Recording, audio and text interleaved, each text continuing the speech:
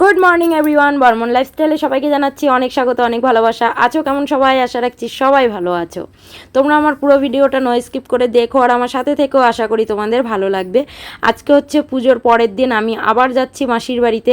আগের দিন রাত্রেবেলাতেও আমি সেই ঝগড়াঝাটি করে চলে এসেছিলাম, তো আজকে কেন আবার যাচ্ছি সেটা জানতে হলে পুরো ভিডিওটা নো স্কিপ করে দেখো।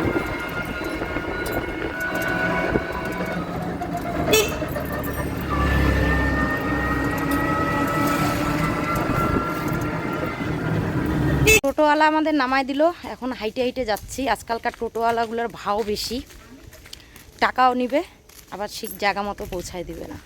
তো যাই হোক, এখান থেকে অনেকটা দূর হাঁটতে হবে, হাইটে হাইটে তারপরে যাব। আর রোদের মধ্যে ছাতা আনি নাই, একটু কষ্টই হচ্ছে। তো চলো যাওয়া যাক।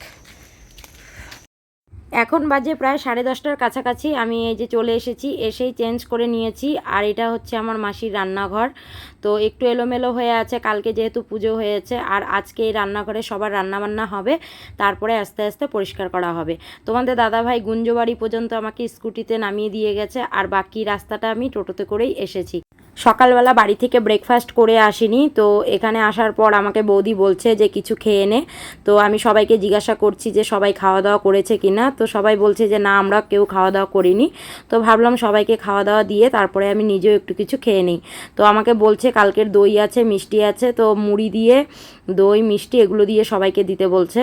তো ওখানে মাসি, আমার শাশুড়ি মা, আমার মা, দাদা, মেসো সবাই বসেছিল। সবাইকে এখন আমি সকালের ব্রেকফাস্টটা দিয়ে দেবো।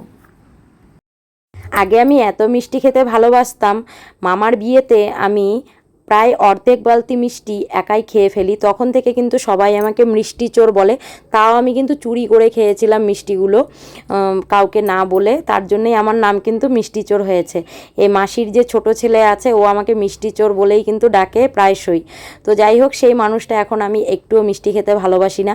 মিষ্টি দেখলে গা গুলোয় মনে হয় ইস কেমন জানি, খেলে বমি বমি পায়, এরকম একটা ব্যাপার। আমি একটু ঝাল টক এগুলো খেতে ভালোবাসি। তো যাই হোক, সবাইকে মিষ্টি দই মুড়ি এগুলো দিচ্ছি, কিন্তু আমি এটা খাবো না। প্রথমে ভেবেছিলাম যে 1 চামচ 2 চামচ খাবো, পরে আবার ভাবলাম যে না, খাবো না। যদি খেলে পরে সহ্য না হয়, যদি গাগুলোয়, সেই ভয়ে আর খেলাম না। আর এদিকে তিন্নিকে দেখো, আমাকে বলছে মা আমি কিন্তু মুড়ি দিয়ে দই খাবো না, তুমি আমাকে শুধু শুধু দই দিবে। তো ওকে বাটির মধ্যে একটুখানি দই দিয়ে দিলাম, আর এই যে এখন মিষ্টি দই মুড়ি এগুলো সবাইকে দিয়ে দিচ্ছি।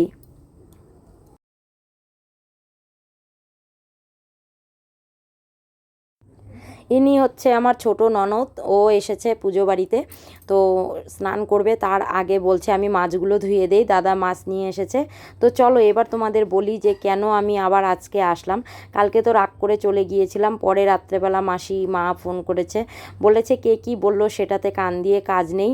আমরা নিজের মানুষ, তো তোকে কিছু বলিনি, এরকম করে চলে গেলি, দেখতে ভালো লাগে না, সবাই খারাপ বলছে, তুই আয়। তারপরে আমার বর যখন কাজ থেকে আসলো, ওর সাথে পরে রাত্রেবেলা গিয়ে প্রসাদ খেয়ে এসেছিলাম।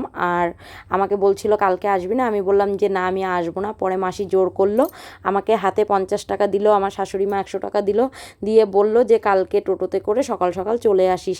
তো যাই হোক, বড় মানুষ, কারো কথা অমান্য করিনি, আমি চলে এসেছি। আর আসার পর দেখতেই পেলে যে আমাকে দিয়ে কত কাজ করাচ্ছে। এখন বলছে দুপুরের রান্নাবান্না করতে। সত্যি কথা বলতে আমি রান্না করতে বিন্দুমাত্র ভালোবাসি না, তবুও বলছে আমার হাতের রান্না নাকি মোটামুটি ভালোই হয় খেতে, তো রান্নাটা তুই কর। তো এদিকে দেখো, বৌদি ডাল বসিয়ে দিয়েছিল চালতা দিয়ে, সেটাকে এখন আমি ফোড়ন দেব। তার জন্য তেলের মধ্যে সর্ষে আর শুকনো লঙ্কা দিয়ে চালতা ডালটা ফোড়ন দিয়ে দিচ্ছি। তোমরা কারা কারা চালতা ডাল খেতে ভালোবাসো অবশ্যই কমেন্টে জানিও। আগে আমি একদমই রান্নাবান্না করতে পারতাম না, রান্না করতে আমি আগাগোড়াই ভয় পাই। আর এখন দেখো, আমি 50 জন 100 জনের রান্না করতে বিন্দুমাত্র ভয় পাই না। তোমার মধ্যে যদি চেষ্টা থাকে, তুমি যদি চাও যে না আমি এই কাজটা শিখবো, তাহলে দেখবে তুমি নিশ্চয়ই পারবে। বিয়ে হওয়ার পর যখন আমি নতুন নতুন রান্না করতাম, আমার রান্না কেউ খেতে পারতো না, সবাই বলতো যে খারাপ হয়েছে, ভালো হয়নি, মোটামুটি হয়েছে।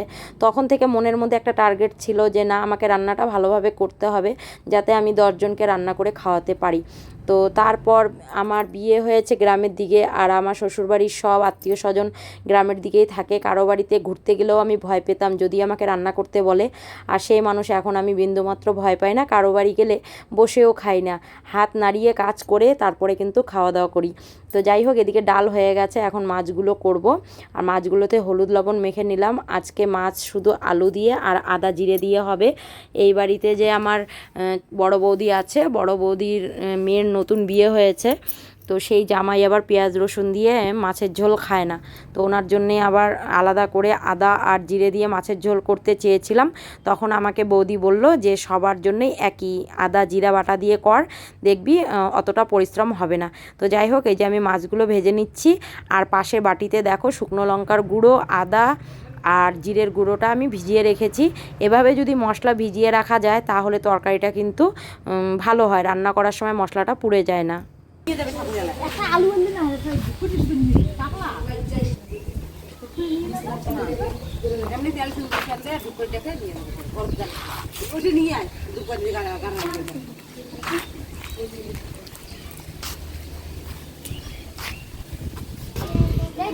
একবার ডিনের নাম হইছে পুরো আগে বকতেছিস না, কি বললি তুই কোটে গেছিল রে? আগের ঠাকুরটা বিসর্জন দেবে, তার জন্য দেখো ঠাকুরকে তেল সিঁদুর ধূপকাঠি দিয়ে একটু পুজো দিয়ে নিচ্ছে। পুজো দেওয়া হয়ে গেলে ননদের বর দাদা সব বাচ্চা কাচ্চা মিলে ঠাকুরকে বিসর্জন দিতে যাবে। আর এদিকে আমার রান্নাবান্না প্রায় শেষের দিকে, ডাল হয়ে গেছে, মাছ হয়ে গেছে, এখন মাছ হয়নি সরি, মাছের তেল দিয়ে সবজি করছি। আর এর মধ্যে আমি কিছু মাছের মাথাও ভেঙে দিয়েছি। সবজিটা এতটা টেস্ট হয়েছিল কি বলবো, সবাই খেয়ে খুব ভালো বলেছে। এতটা টেস্ট হবে আমি নিজেই ভাবতে পারিনি। আর রান্না করতে করতে আমার নাজেহাল অবস্থা, দেখো গরমে একদম পুরো সেদ্ধ হয়ে গেছে। আর তোমাদের দাদাভাইকে ফোন করা হয়েছে দুপুরে খেতে আসার জন্য, যেহেতু আমি বাড়িতে নেই, দুপুরে খেতে আসবে। তো বললাম যে এখানেই খেতে এসো, তার জন্য তাড়াহুড়ো করে রান্নাগুলো করছি।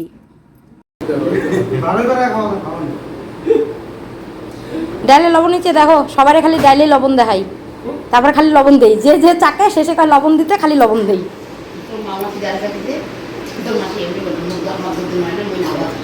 অভ্যাসে তাই মুখ কেন খালি ইসে করা। লেবুটা চিপি নিছে, লেবুটা টকটা হবে না। তিনিটা ঘুমিয়ে গেল, আরো এটা গা ধোয়ার লাগবে তোমার, এত গরমে গাও না ধুইলে কষা হয়ে যাবে।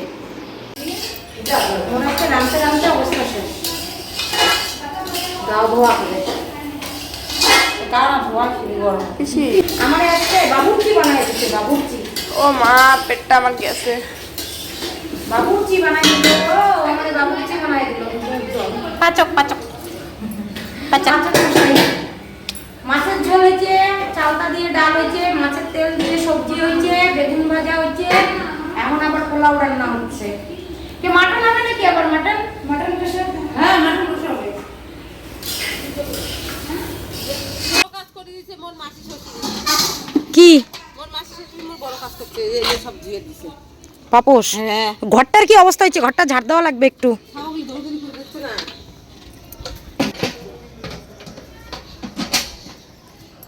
এখন বাজে কয়টা রে? কয়টা বাজে রে? 5:46। সারাদিনের রান্না বান্না কইরে এখন শুনে আমার ছুটি হলো, আসলাম একটু ছাদে 2টা রিলস বানাইতে। চলো, মাসির গাছে লঙ্কা হয়েছে, তোমাদের একটু দেখাই। এই দেখো কি সুন্দর সুন্দর লঙ্কা, সেই সুন্দর সুন্দর লঙ্কা। কে মাসি না কইছে ইসে লঙ্কা হয়েছে? ও মা, ওই দেখো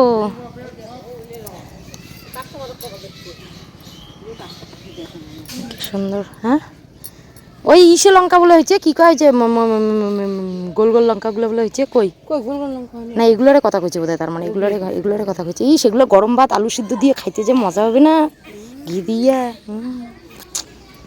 হ্যাঁ, আর মোর চোখ মুখ সেই কালি হয়ে গেছে 2 দিন ধরে না ঘুমাইতে ঘুমাইতে।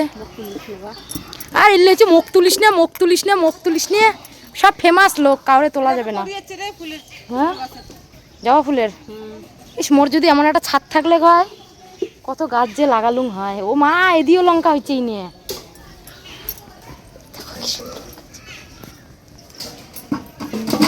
সেই গলাটা ব্যথা করে লাগছে মোর, না ছাদটা বড় হয়েছে, এটা নাচের ভিডিও তোলা সে হবে। আচ্ছা আমার চোখগুলো ফুলছে নাকি তো?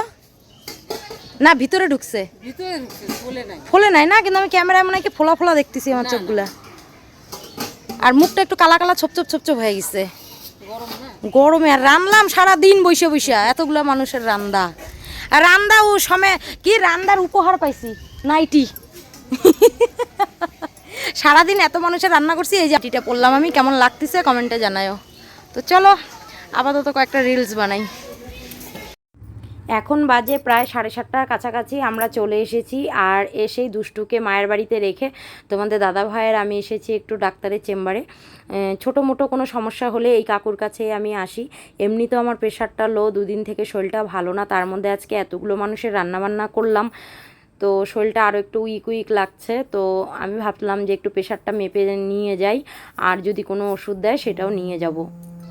প্রেশারটা মাপার পর ধরা পড়লো যে প্রেশারটা খুবই লো, তার জন্যই কিন্তু আমার শরীরটা এতটা খারাপ।